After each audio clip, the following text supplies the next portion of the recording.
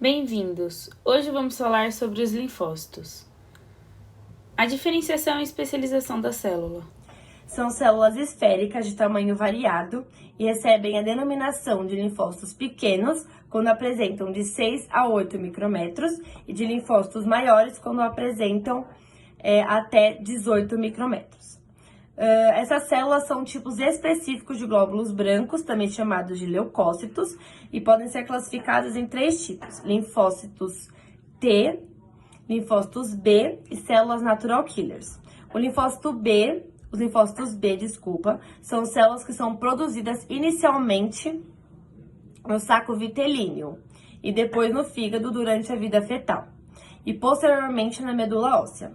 As células progenitoras linfóides permanecem na medula óssea até a sua maturação, deixando o local e caindo na circulação em direção aos órgãos linfóides quando estão maduras. Além da produção dos anticorpos, os linfócitos B atuam como células de memória imunitária. Perfil morfológico e histológico da célula. Como perfil morfológico, os linfócitos têm células de volume variado, pequeno, médio e grande, de 7 a 18 micrômetros. Eles apresentam uma cromatina nuclear bastante condensada e com grumos. Eles têm núcleo de contorno uniforme, regular, arredondado, plano ou liso.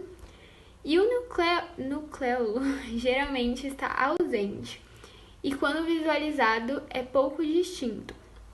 Seu citoplasma é escasso, com discreta basófila, com ou sem grânulos azurófilos. Nos linfócitos grandes, tem seu citoplasma escasso, com discreta basófila, com ou sem grânulos azurófilos. Nos linfócitos grandes e granulares. Os linfócitos com grânulos apresentam tamanho de médio a grande e são tradicionalmente conhecidos como large granular, ou seja, grande e com grãos. Já os linfócitos sem grânulos apresentam tamanho de pequeno a médio e podem ser dos subtipos imunológicos B ou T, ou seja, auxiliares ou citotóxicos. Variações dos tipos celulares. Bom, existem diversas variações celulares no nosso organismo e as principais variações celulares dos linfócitos são os linfócitos B e os linfócitos T. Os linfócitos B eles se encontram na medula óssea e, ao entrar em contato com o antígeno ou agente agressor, eles aumentam seu tamanho, se multiplicam e começam a produzir esses anticorpos específicos desse antígeno e desse agente agressor. A imunidade desses linfócitos é mediada pelos próprios anticorpos e eles têm uma função básica, além de produzir os anticorpos, que é a liberação de imunoglobinas no nosso organismo. Os linfócitos T, eles também aumentam seu tamanho, se multiplicam exatamente igual aos outros quando entram em contato com o agente agressor, só que eles liberam citocinas. E no final, os linfócitos T eles são quase como auxiliares. Eles não são só auxiliares, mas eles atuam bastante como auxiliares, porque eles estimulam a produção dos anticorpos específicos que os linfócitos B fazem. Então eles estimulam os linfócitos B a produzirem os anticorpos e outras funções dos linfócitos T também, eles secretam toxinas específicas e ajudam na fagocitose dos macrófagos. Então eles são auxiliares de várias reações no nosso sistema imune, porque eles estimulam tanto os linfócitos B a produzirem os anticorpos, tanto os macrófagos a fazerem a fagocitose, mas eles também secretam certas toxinas que são essenciais para alguma resposta imune do nosso sistema imune.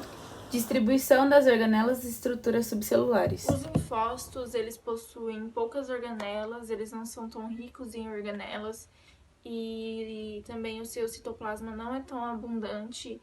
E essas poucas organelas que ele tem uma coloração basófila. Distribuição das organelas e estruturas subcelulares. As organelas celulares são encontradas no interior do citoplasma da célula e elas realizam diversas atividades vitais. As organelas possuem várias funções no interior da célula e entre elas existem a mitocôndria, os ribossomos, o retículo endoplasmático, os lisossomos, o complexo golgiense e os peroxissomos. Principais funções da célula. A principal função dos linfócitos é realizar a defesa do organismo contra os agentes infecciosos. Os linfócitos B, além de serem responsáveis pela produção de anticorpos, também são responsáveis pela apresentação de antígenos nas células T. Os linfócitos T supressores inibem as respostas humoral e celular e apressam o término da resposta imunitária. Os linfócitos T citotóxicos agem diretamente em células estranhas e infectadas por vírus. Particularidades da divisão celular. Os linfócitos apresentam um núcleo grande e esférico. Ele surge inicialmente na medula óssea e ele é responsável pela resposta imunitária do organismo. Alguns migram para o tímio e se diferem em células T, e os que permanecem na medula e amadurecem se diferem em células B. Essa diferenciação contribui para o aumento da resposta imune do organismo, pois cada linfócito possui receptores específicos em suas membranas e são responsáveis por reconhecer o antígeno que lhes é apresentado ao efetuar a defesa.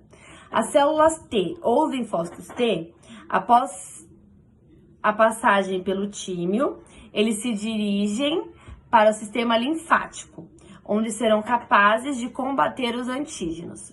Os linfócitos T, eles se diferem funcionalmente em linfócitos T auxiliares ou euperes e linfócitos T supressores.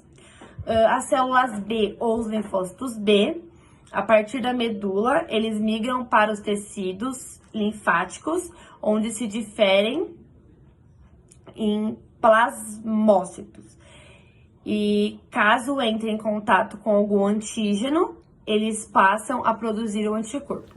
As principais rotas metabólicas. Existem milhares de reações bioquímicas conhecidas, mas vamos apresentar as principais rotas do organismo humano, como por exemplo a glicose, que é a degradação anaeróbica da glicose com o intuito de gerar energia. Principal rota também temos a fosforilação oxidativa, que consiste na degradação aeróbica da glicose para também gerar energia. As vias das pentoses têm como função a síntese de pentoses a partir da glicose 6-fosfato, que será utilizada na produção de nucleotídeos e também de um substrato que atua no combate aos efeitos deletérios das espécies mais reativas do oxigênio. No ciclo da ureia, temos a eliminação de compostos nitrogenados, como o amônio e a amônia, sob formas menos tóxicas.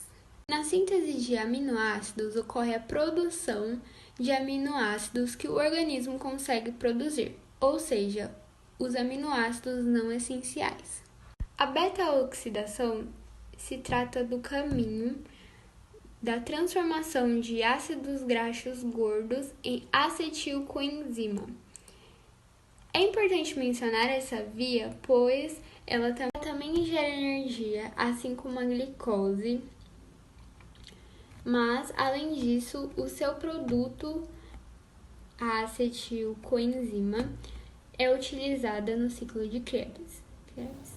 Agradecemos pela atenção. Para mais informações, acesse nosso QR Code.